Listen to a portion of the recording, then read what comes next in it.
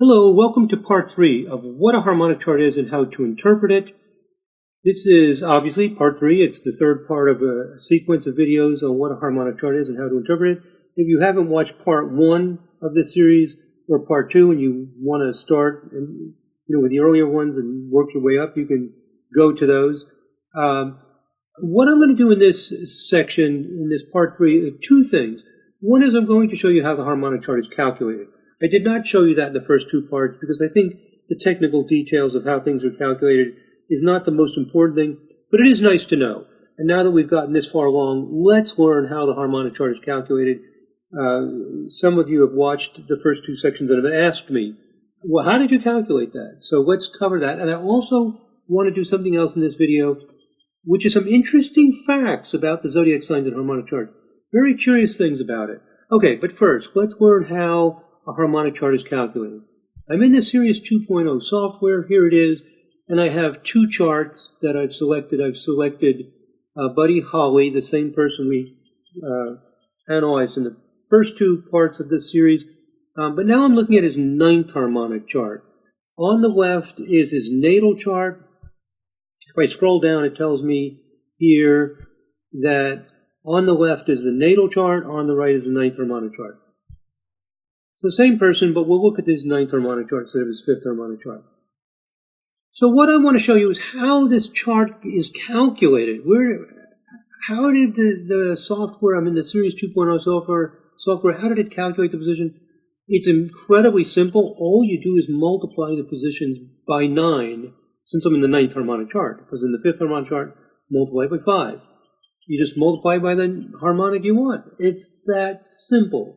So I'll give you an example. So you've got the procedure down clearly. Let's just do Venus. Doesn't matter. Let's do Venus, which is 4 Libra 17, and let's find out how the software got a position of 8 Scorpio 35.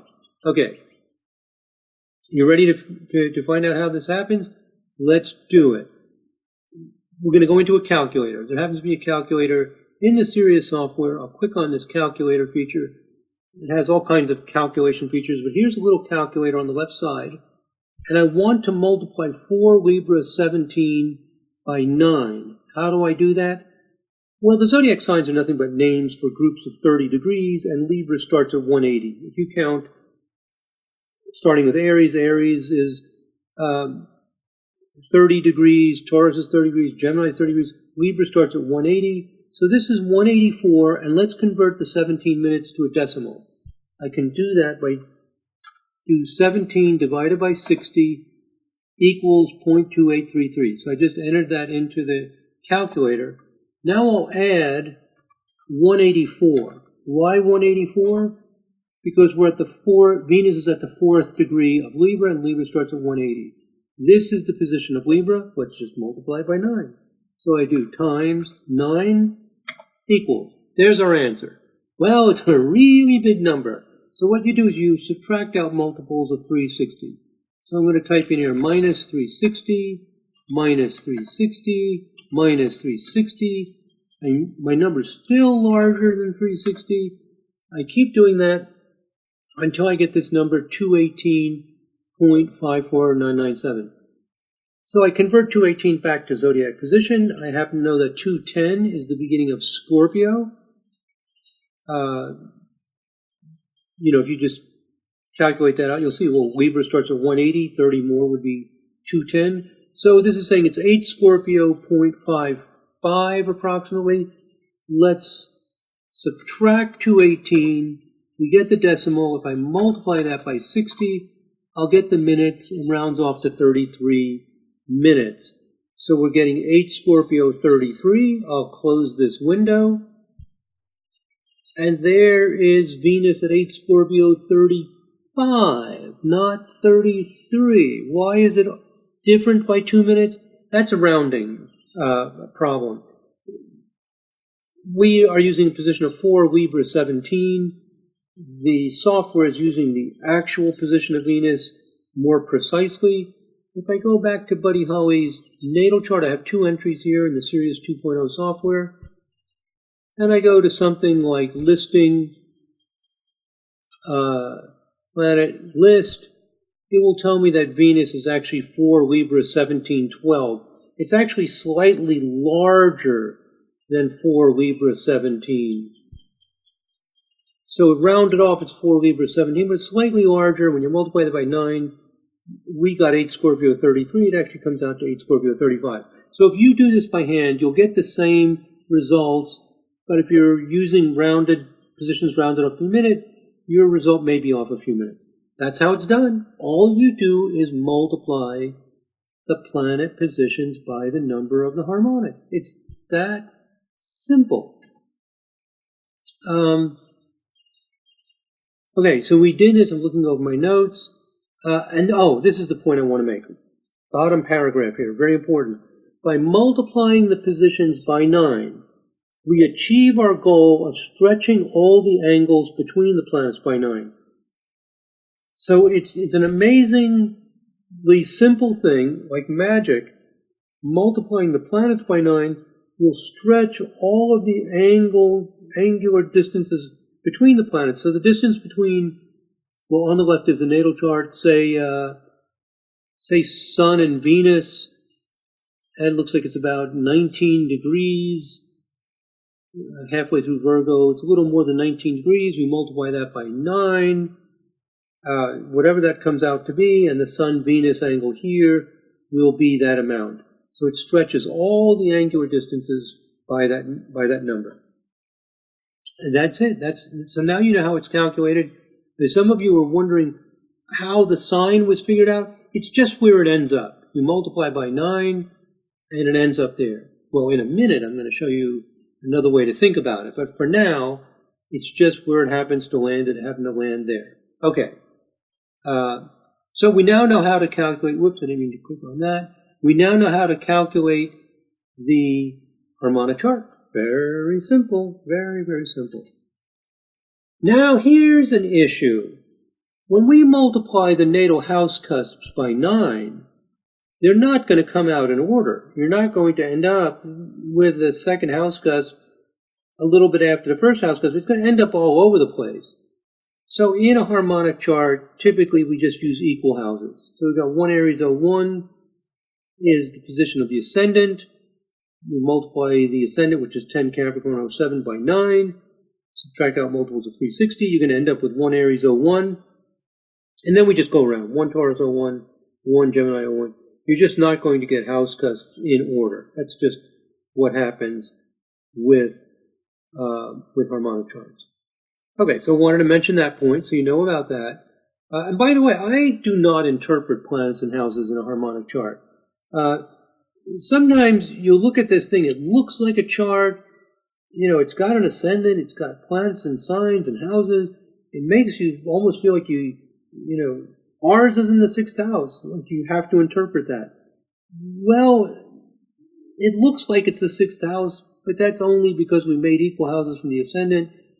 And maybe that's not so important. So I don't interpret it. That doesn't mean it doesn't work. As I mentioned here on this, in this last paragraph of this slide, in astrology, there is more that we do not know than we do know. So the fact I don't use it doesn't mean I'm so sure that it doesn't work. It's just we only use a few things that we've worked with over and over again, and we feel confident using it. I think all astrologers are that way. Okay, so little more detail about what's going on with harmonic charts. Okay, so you've got that idea that if you multiplied each one of these house cusps by the number, you would not get houses in order, so we just use equal houses. Okay, now zodiac signs. Last thing I want to talk about here in this tutorial video is the zodiac signs, and this brings up something very interesting. There's not completely, but a very different way of thinking about what a harmonic chart is. A different visualization of what it is, and you get the same result. So the one way I showed you about where a harmonic chart is you multiply all the planets by 9. That also spreads all the angular distances between all the planets by 9. There's a whole other way of thinking about it. Let me show you this. Best way to explain it is just for me to show you. Here's Buddy Holly's natal chart. I'm zoomed in a little bit so you can see the details. I'm going to scroll down here to the bottom of his chart. You've no doubt noticed this thing that looks like a circus of colors, all these colors around here. What is this? Let me explain what it is. With Aries, here's the beginning of the sign Aries. So here's the normal sign Aries Taurus. What we're going to do is we're going to make little zodiac. A little zodiac that goes Aries, Taurus, Gemini, Cancer, Leo, Virgo, Libra, Scorpio, Sag, Capricorn, Aquarius, Pisces, and another little zodiac. So each one of these red ones is a new zodiac. So I've got little zodiacs, and we're going to make 9 little zodiacs. If we count them all, we'll see that there are 9. Let me shrink this a little bit. Is that shrunken? Oh, shrink it a little bit more. Okay, that's good enough. And we'll count one more time. We'll count these zodiacs starting from here. We have 1, 2, 3, 4, 5, 6, 7, 8, 9, and we're back to where we started with Aries. 9 zodiacs. So how big is each one of these zodiacs? If you divide 9 into 360, they're 40 degrees. So you make 9 zodiacs. Each one is 40 degrees in length. If you've never heard of this before, it may sound weird, but that's what you do. You make 9 little zodiacs, little baby zodiacs. Make little baby zodiacs around the circle. Start at the same point. Starts with the beginning of Aries. And you get these 9 little zodiacs, each with a length of 40 degrees. So 10 degrees Taurus is the 40th degree, and that begins Aries. And the next Aries would be 20 Gemini. If you calculate it out, you'll see that that's the case. And then 0 Leo would be 40 plus 40 plus 40 is 120. And Leo starts at 120, so Aries starts again at the beginning of Leo. So you have these 9 little zodiacs. And how big is each sign? Well, if you divide the 40 degrees of the zodiac by 12, because there are 12 signs, you're going to get 3 degrees, 20 minutes. So each of these signs, 9th harmonic signs, is 3 degrees, 20 minutes. Here's the amazing thing. You'll get the same exact result whether you multiply by 9 or whether you make 9 little zodiacs. For example, Venus. Let's scroll up here to look at this. And I'm going to zoom back in so that you can see this in a little more detail. Okay. Venus at 4 Libra 17, what's happening is that the Libra 9th harmonic sign, around the outside of the 9th harmonic signs, goes from the Libra 9th harmonic sign starts right at the beginning of Libra. That's how it works out. If we calculate this out, that's where it is. And I said that each one of these signs is 3 degrees, 20 minutes. Because if you do 12 signs of 3 degrees, 20 minutes, that'll be your 40 degrees of the sign. So that means from 0 degrees Libra to 3 degrees, 20 minutes of Libra, of the normal Libra sign, is Libra Navamsa, and 3 degrees, 20 minutes to 6 degrees, 40 minutes is Scorpio Navamsa. And remember what we said? We said that Venus is in 8 degrees of Scorpio in the Navamsa chart when we were looking at those 2 wheels. And there it is. It's in the Scorpio section. And how does it become 8 degrees? Because the proportion of 4 Libra 17, where Venus is, through this section from 3 Libra 20 to 6 Libra 40, from 3 degrees 20 minutes to 6 degrees 40 minutes, this section of Libra from 3 degrees 20 minutes to 6 degrees 40 minutes is Scorpio Navamsa. So there are sub-signs. Each of these Navamsa signs colors that part of the sign. So all of Libra is not the same. All of Virgo is not the same. The first 3 degrees 20 minutes of Libra has a Libra quality. The next 3 degrees 20 minutes of Libra has a Scorpio quality. So what this means is that if, say for Buddy Holly, his Venus is in Libra, but it's in a part of Libra that has a little Scorpio quality to it. So he may be very relationship-oriented, very romantic, because Libra likes to relate, and he likes to really relate and bond. He got married very young. He didn't live very long, but he did get married before he died. So that's what we would expect if you're in Libra with a Scorpio sub-quality to it. What if you're in Libra with an Aquarius Navamsa sign, giving an Aquarian tone? That's going to be a lot more cooler, more emphasis on flight friendships, your buddies. So the Navamsa sign is going to tone the quality of the sign. That's the theory. Now, let me go over a few things. So one thing I'm saying is that there are two different ways of thinking about what a harmonic chart is. We'll use the ninth harmonic as an example. Same concepts apply to any harmonic. One way is you multiply all the planets by 9. You stretch all the distances by 9. Another way, it's like a different way of thinking of it, but you get the same result, is that you made 9 little zodiacs. 9 little zodiacs of 40 degrees each. Each sign is 3 degrees 20 minutes in length, and the ninth harmonic sign is the sign you end up with. It's that sub-sign, that little section of that sign. So that's another way of thinking about it. Okay, let me go back to my PowerPoint, and that's what I explained here. Two different ways of thinking about it. A couple of things here. One is, let me see if this is my last slide. No, I've got one more slide. One point that's interesting here is that there's a pattern of how the harmonic signs are related to the natal chart. Okay, let me shrink this again so we can see the whole wheel. And let me show you what the pattern is. Aries, you know what? It's going to be a little hard for you to see. Sorry, I'm probably driving you dizzy by zooming in and zooming out.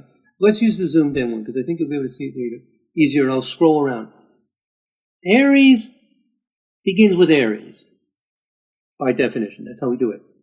Taurus is going to begin with the 10th sign. If you calculate all this out, Taurus will begin right at the beginning of the 10th, 9th harmonic sign, which is Capricorn. So Aries begins with Aries, Taurus begins with Capricorn. We go, actually, there'll be 9 signs in each one of these normal signs. And then Gemini starts with Libra, Cancer starts with Cancer, Leo starts with Aries. Do you see a pattern? Have you figured it out? Are you clever enough? Are you awake enough to figure that out? Virgo starts with 9th harmonic Capricorn. What's happening is that each sign begins with the cardinal sign of the same element.